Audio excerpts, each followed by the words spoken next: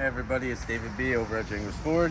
I just want to go over on how to charge your 2023 Mach E. We're going to open up right here, and this is for your regular charger. You basically plug it into your house, plug the charger in here, and this will take about 10.5 hours to charge your vehicle up to 90 to 100%, but you only want to charge the vehicle to 90%. Right here will be for your fast charger, which will charge the vehicle within 38 to 45 minutes. And you could also go into your maps on your navigation inside the vehicle. So what you would do is you are gonna go right here to the screen to your navigation, and then you're gonna hit where to, and you would go to chargers.